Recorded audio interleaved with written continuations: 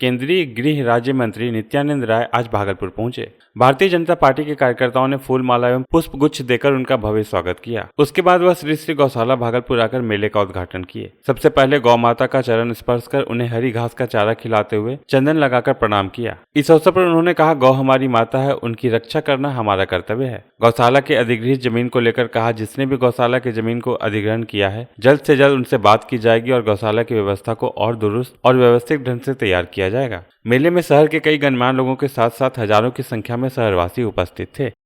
भागलपुर के इस गौशाला में श्री श्री धर्मशाला भागलपुर में 400 गैया है। 100 नई गैया जो बिल्कुल देहाती नस्ल की होगी, जो अभी आप देखे भी होंगे, जिसका उद्घाटन किया गया है उसमें है।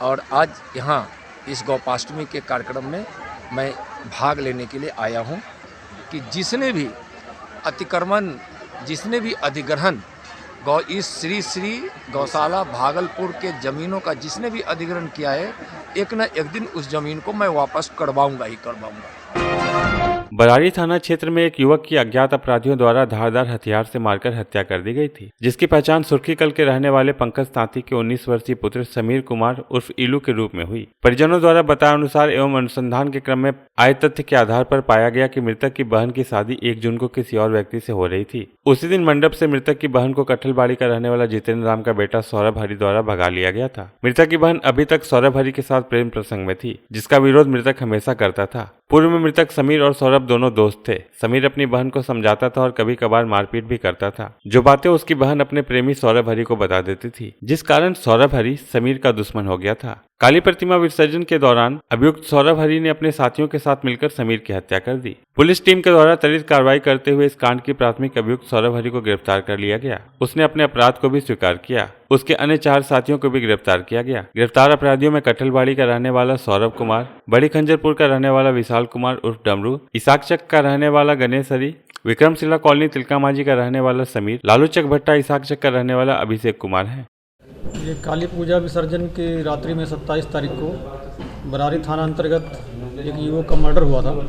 सुबह में एक अज्ञात लाश मिली थी। पुलिस ने इसका त्वरित अनुसंधान किया है और पहले तो मृतक की पहचान 2 दिन तक नहीं हो पाई थी। मृतक की पहचान होने के बाद में पूरा मामला स्पष्ट हो गया। 5 लोगों को गिरफ्तार किया गया है। इसमें से जो मुख्य साजिश करता है वो मृतक की बहन के साथ में उसका प्रेम संबंध था, जिसमें मृतक बाधा बनता था। इसको लेकर दोनों में कई बार में कहा सुनी झगड़ा भी हुआ। इसी को लेकर जो मुख्य अभियुक्त है उसने पूरी प्लानिंग की थी अपने साथियों के साथ मिलकर, और काली पूजा की रात में, विसर्जन की रात में इसको बहला फुसलाकर सुनसान जगह पर लेकर गए और वहाँ पर नशा इन सब लोगों ने किया और फिर एक जो तलवार ये कैरी कर रहे थे उससे सभी लोगों ने मिलकर इसकी हत्या कर दी। मालदा डिवीजन के डीआरएम विकास चौबे दूसरी बार निरीक्षण के लिए भागलपुर पहुंचे। डीआरएम विकास चौबे और मालदा डिवीजन से आए कई अधिकारियों संग भागलपुर स्टेशन के अलावा सुल्तानगंज, जमालपुर जैसे कई स्टेशनों की वस्तु स्थिति को जाना। उन्होंने सभी प्लेटफॉर्म, पार्किंग, सर्कुलेटिंग एरिया, शौचालय, एक्सीलेटर, पीआरएस काउंटर, साफ सफाई, पानी, बिजली सहित अन्य जगहों का जायजा लिया। वहीं उन्होंने यार्ड का निरीक्षण करते हुए बताया कि भागलपुर को मेन लाइन से जोड़ने की कवायद चल रही है, जल्द इस पर काम चालू होगा। साथ ही उन्होंने बताया कि प्लेटफॉर्म छोटी है, इसे बड़ा करने की जरूरत है, जिसमें 24 बोगियों वाली ट्रेन आराम से रुक सके। साथ ही बताया कि वेल इंटीग्रेटेड सिस्टम के तहत मालदा डिवीजन के सभी स्टेशनों का चौमुखी विकास जल्द किया जाएगा। आज हम लोगों ने जो यार्ड है, यहाँ पे भागलपुर यार्ड है, उसकी जो शॉर्टकमिंग्स हैं, जो उसकी कमियां हैं, उनका निरीक्षण किया है। तो ट्रॉली से पूरा दिल्ली एंड से लेकर के हावड़ा एंड पूरा ट्रॉली करके देखा गया। मेन जो प्रॉब्लम्स हैं वो ये हैं कि जो गाड़ियाँ उस दिल्ली एंड से आती हैं वो पहले कॉलिंग ऑन सिग्नल है उस पर रुक जाती हैं, तो उनको डायरेक्ट रिसेप्शन कैसे कर सकते हैं उसके ऊपर चर्चा हुई है सिग्नल इंजीनियर्स के साथ में। उसका कुछ रास्ता निकालने की हम लोग कोशिश कर रहे हैं। दूसरा ये कि कुछ लाइनें यहाँ पे छोटी हैं, तो उन लाइनों को कैसे एक्सपैंड कर सकते हैं, बड़ा कर सकते हैं, ताकि जो 24 कोच की गाड़ियाँ हैं उनको हम लोग भागलपुर से रिसीव कर पाएँ। गजरेली थाना क्षेत्र में बाइक सवार पति पत्नी को यात्री बस ने कुचल दिया, जिससे कि घटनास्थल पर ही एक की मौत हो गई, जबकि दूसरा गंभीर रूप से घायल है। घटना के बाद आक्रोशित परिजनों ने भागलपुर अमरपुर मुख्य मार्ग को जाम कर घंटों प्रदर्शन किया। घटना की जानकारी मिलने के बाद गजरेली पुलिस मौके पर पहुंची, जहां आक्रोशित लोगों को शांत करवाने में जुट गई। घंटों बीत जाने के बावजूद भी आक्रोशित परिजन शांत नहीं हुए। इधर घटना की जानकारी सीओ स्मिता झा को मिलने पर मौके पर पहुंची और उन्होंने मुआवजा का आश्वासन देकर जाम छुड़वाया। आक्रोशित परिजन ने भागलपुर कजरैली मुख्य मार्ग को घंटों जाम कर दिया, जिसके बाद आवाजाही के लिए लोगों को काफी समस्या का सामना करना पड़ा।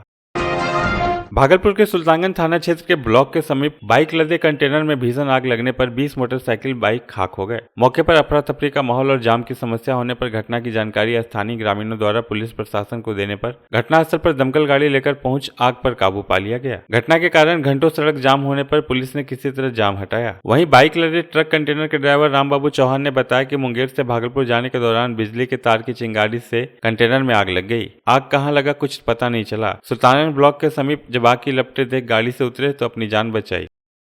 मुंगेर जिला से कितने मुंगेर में खाली करके आया हूँ। मुंगेर में गाड़ी लेके कहाँ से आ रहे थे? ये तो हम लेके आ रहे मैसूर से। हाँ, मैसूर से। हाँ। कौन सा गाड़ी था?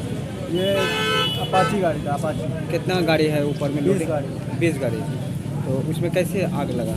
ये तार कहीं छू गया है। तार से आग लग गया। तार छूने से वो इलेक्ट्रिक